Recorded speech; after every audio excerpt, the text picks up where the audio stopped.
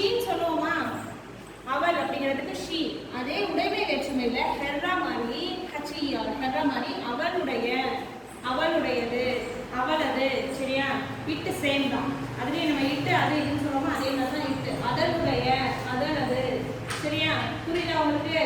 திருப்பி இதெல்லாம் ரிப்பீட் பண்ணுங்க. நல்லா சொல்ல